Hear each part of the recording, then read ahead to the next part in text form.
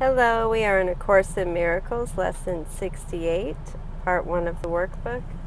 Love holds no grievances. You who were, I'm sorry, I'm a little giddy. You who were created by love like itself can hold no grievances and know yourself. To hold a grievance is to forget who you are. To hold a grievance is to see yourself as a body. It is a decision to let the ego rule your mind and to condemn the body to death. I must have a lot of guilt because I'm very sick this week. I think I'm finally on the upswing, but it's moving very slow. So please forgive me and thanks for hanging with me through this. All right, let me continue to read. Perhaps you do not yet fully realize just what holding grievances does to your awareness. It seems to split you off from your source and make you unlike him. Then it makes you believe that he is like what you think you have become, for no one can conceive of his creator as unlike himself. Shut off from yourself, which remains aware of its likeness to its creator, yourself seems to sleep, while the part of your mind that weaves illusions in its sleep appears to be awake.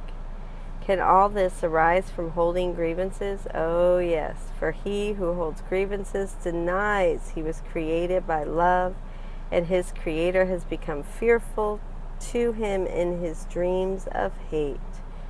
Who can dream of hatred and not fear God? It is as sure as those who hold grievances It is as sure that those who hold grievances will redefine God in their own image as it is certain that God created them like himself and defined them as part of him. It is as sure that those who hold grievances will suffer guilt as it is certain that those who forgive will find peace. It is as sure that those who hold grievances will forget who they are as it is certain that those who forgive will remember.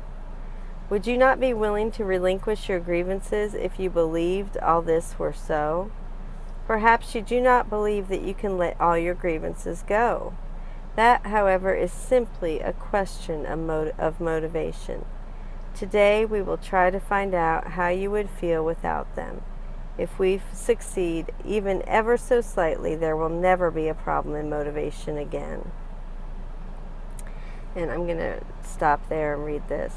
It is as sure that those who hold grievances will redefine God in their own image as it is certain that God created them like himself and defined them as part of him. 87. Genesis 1:26. And God said, "Let us make man in our image after our likeness." In the above allusion, we have reversed this and have defined God in our image. Perhaps you do not believe that you can let all your grievances go. That, however, is simply a question of motivation. Today we will try to find how you would feel without them. If we succeed, even ever so slightly, there will never be a problem in motivation again. Begin today's extended practice period by searching your mind for those against whom you hold what you regard as major grievances. Some of these will be quite easy to find. Then think of the seemingly minor grievances you hold against those you like and even think you love. It will quickly become apparent that there is no one against whom you do not cherish grievances of some sort. This has left you alone in all the universe in your perception of yourself. Determine now to see all these people as friends. Say to them all collectively, thinking of each one in turn as you do so, "I would see you as my friend, that I may remember you are part of me and come to know myself. I would see you as my friend, that I may remember you are part of me and come to know myself." Spend the remainder of the practice period thinking of yourself as completely at peace with everyone and everything, safe in a world which protects you and loves you, and which you love in return. Try to feel safety surrounding you, hovering over you, and holding you up. Try to believe, however briefly, that nothing can harm you in any way. At the end of the practice period, tell yourself, "Love holds no grievances. When I let all my grievances go, I will know I am perfectly safe.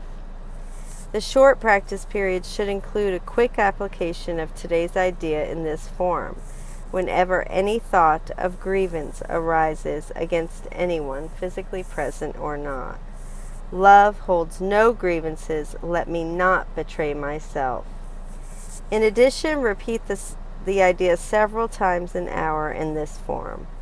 Love holds no grievances. I would waken to myself by laying all my grievances aside and waking in Him.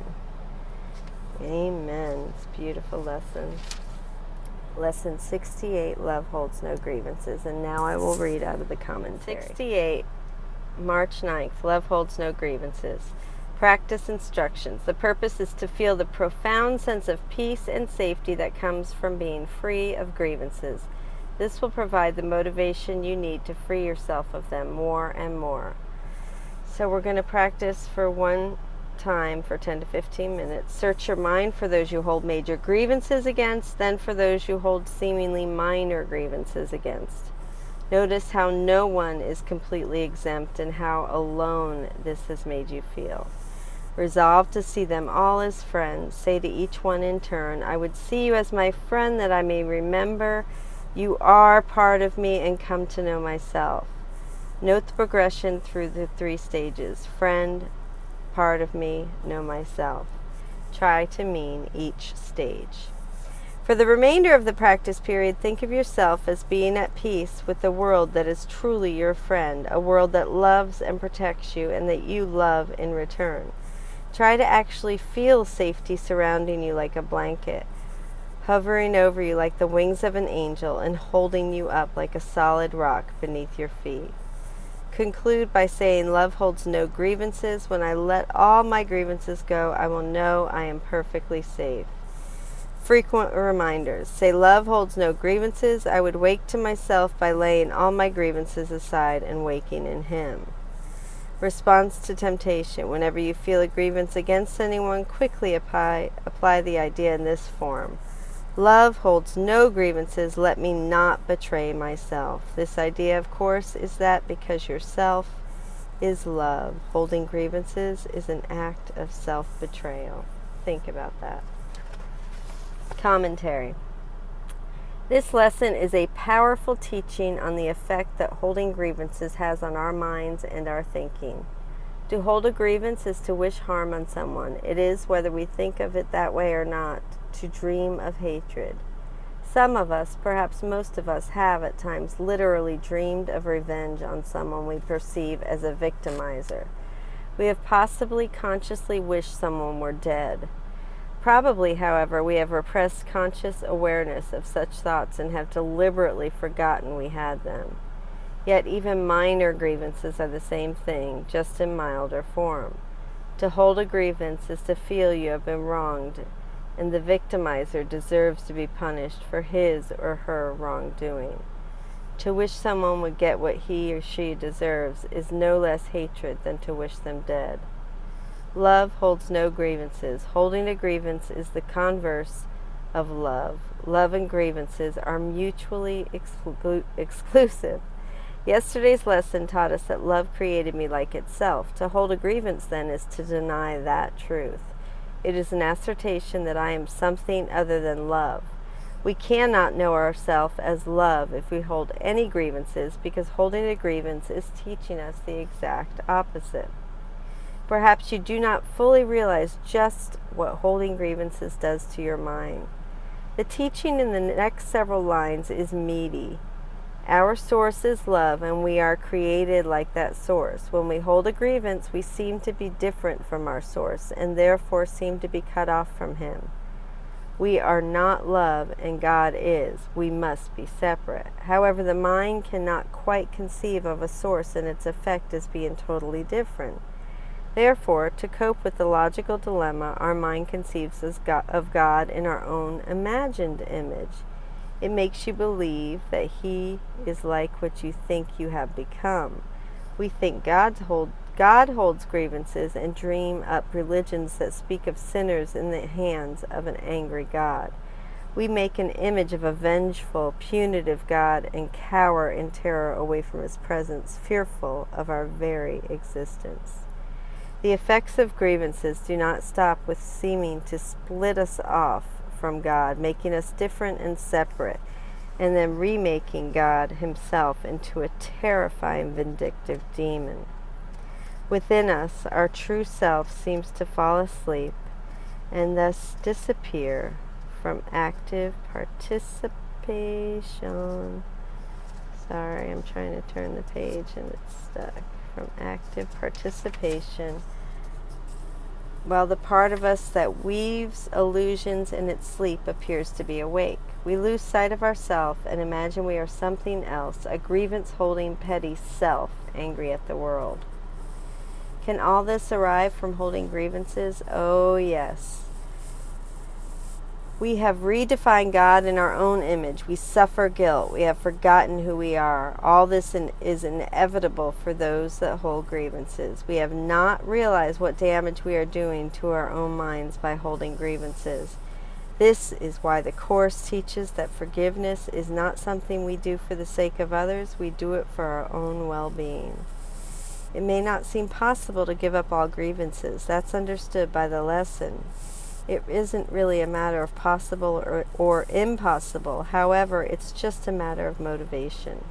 We can give up any grievance. The question is, do we want to? So this lesson sets out to increase our motivation by asking us to perform an experiment. Basically, it asks us to try to find how you would feel without them. This idea is, quite simply, that if we can get a taste of what it feels like to be without grievances, we will prefer the new feeling. Try it, you'll like it, as the commercial says, and once we are motivated, once we want to let grievances go, we will. Our minds have that much power. Notice the use of the words trying and try in paragraph 6. We are basically doing an exercise in imagination here. Imagine being at peace with everyone. Imagine feeling completely safe, surrounded by love, and loving all that surrounds you. Imagine, even just for an instant, that nothing can harm you, that you are invulnerable and totally secure. And what's more, there is nothing that wants to harm you, even if it could. If you can succeed even by ever so little, there will never be a problem in motivation ever again. Once you get a taste of what this state of mind feels like, you are going to want it because it feels really good.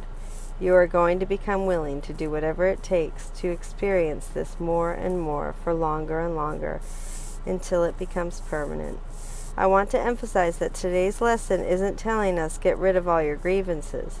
It isn't laying down a law and making us guilty for having grievances. It is simply trying to motivate us to want to let them go, first by showing us how much pain, illusory harm, but real in our own experience, our grievances are bringing to our minds, and then by getting us to experience what a mind without grievances feels like. It is getting us to recognize that holding a grievance is a betrayal, not of God, not of anyone else, but a betrayal of ourselves as love. Grievances make us believe we are something we are not, and that we are not what we really are. Love, love, love, love, love, love, love. I love you. Thank you for joining with me. A beautiful lesson, lesson 68, another beautiful lesson, another one of my favorites. Love holds no grievances. Thank you for joining.